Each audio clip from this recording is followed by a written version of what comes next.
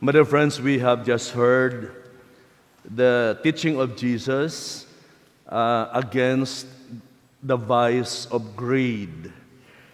And so we will reflect today on how to avoid becoming greedy. Now, for one thing, there's nothing wrong with being wealthy. So those of you who are rich, don't worry about it. You're doing okay. The fact that you have money, you are blessed by God. And if you earned it, you deserve it. You work for it. But if you did not earn it and you stole it, Houston, we have a problem. If somebody gave it to you because he's kind, that's a blessing. You are blessed. So there's nothing wrong with being wealthy. Now, to answer the problem about greed, we have to answer the question, what shall you do if you have money? Okay? Now, there are several steps here that we will reflect. And hopefully, this will help us mature in the way we handle things and our relationships, and deepen our relationship with God for using His blessings properly. So we will go straight to these 4 steps. What to do if you have money? Number 1, you shut up. Okay? Don't tell anybody. You know why?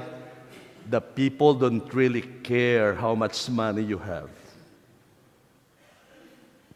They only care for how much money they can get. Okay? If you broadcast to everybody that you have money, you will have relatives all over the world knocking at your door.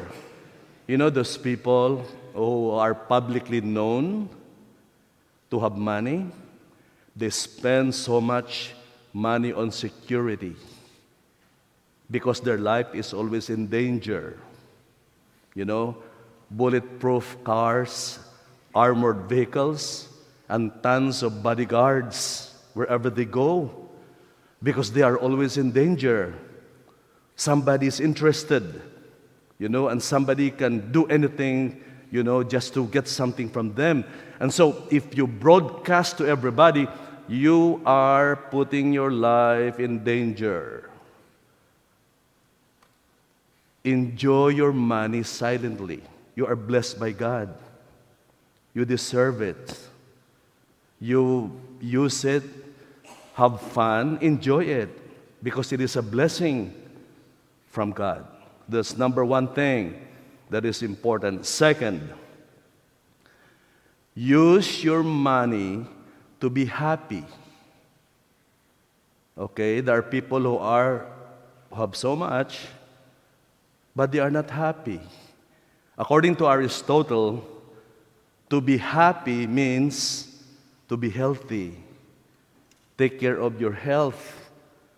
Because what will you do with your billions if you cannot sleep and you have toothache? They won't be useful. Be healthy. The person Jesus is talking in the parable has really given up on life. He spends the whole day,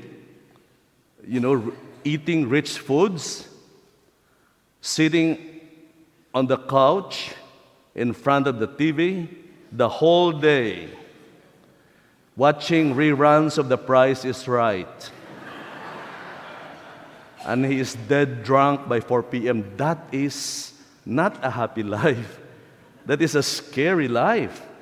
He's killing himself. That's dangerous lifestyle. He is not happy. He has given up on life. He's killing himself. Use your money to discover real happiness. Explore the world, not only outside Appreciate, there are many beautiful things in life. Explore the world, not only outside, but the inner world. There's a lot of world and beauty inside the soul. And use your money for those. Third important thing, what to do if you have money. Create opportunities. You don't have to give a lot of money left and right. That is not right. Because then people will get used to it and then they will not work anymore because you are, spoon feeding them. They will not try anymore. Rather, create opportunities. You don't need to spend a lot to create opportunities. As a matter of fact, the people who are big time now, who are wealthy now, they didn't really need a lot of money. They didn't have money in the beginning. There's a saying that says, don't go through life looking for luck. Find something you like to do and do it well, and luck will find you.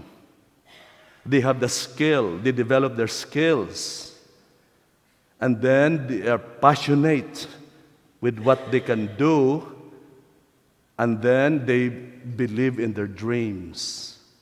They didn't have a lot of money in the beginning, but we need people to open doors, opportunities, for them to help them develop their potential to the full. Use your money to create these opportunities for others so that they can develop themselves, education, and other ways of developing their skills, creating opportunities for others. And the fourth and the final one is very important. Create a legacy. Leave a legacy. How do you leave a legacy? By discovering the power of sacrificial giving. Now, I don't want to be abstract in this. I want to share a personal experience about the sacrificial giving, the power from my own experience. I've never told anybody about this. This is the first time, and I'm telling you this not because I want something for myself, no.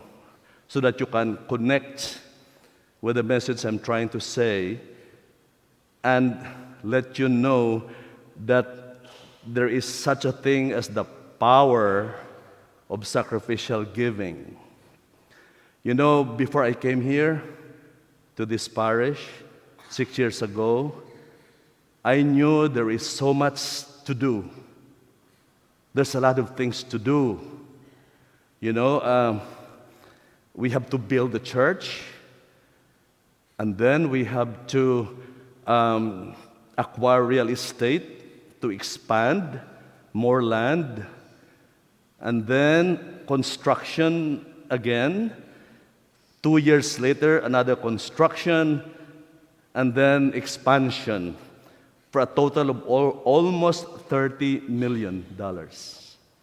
And I was telling myself, I cannot do this by myself. A poor farm boy from the Philippines, I cannot do this. So I prayed a lot, Lord, I need your help. I cannot do this without you.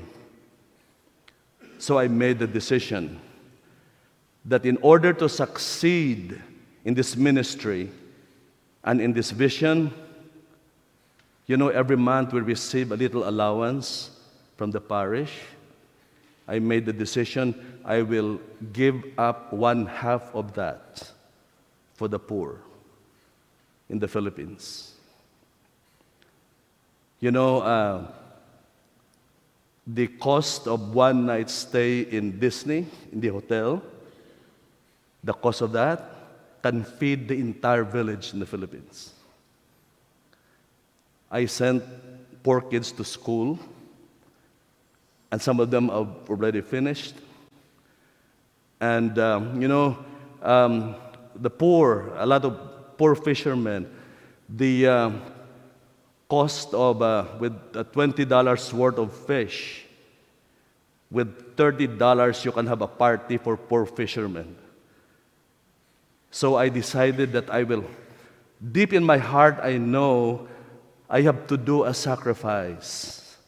I have to sacrifice because I had a feeling I will never succeed in this volume of work without painfully taking a part of myself for somebody in need. That is the reason why the bishop was asking, and some parishioners, how come that you were able to do all these things in a short period of time? Why are we succeeding in this? Almost impossible. I look out of the window and I pray, Lord, thank you for approving and accepting the sacrifice I made. It is backed up by painful giving. You know, I thought as long as I have enough to pay for a simple meal and to pay for my gas and medication, I'll be okay. I'll be okay. The rest, I felt that is the only way that I will succeed. So look around. This is the fruit. What we have now here is the fruit of that painful giving that they have to do. But there is peace and joy in my heart. At least I thought I did something good. So I tell the people who benefited from this, you pray for the parishioners of St. Vincent de Paul. You know your success here is backed up by a lot of prayers, by the poor, and the benefits that they got coming from you. That is the power of a legacy and the power of sacrificial giving. That's the homily today, very short.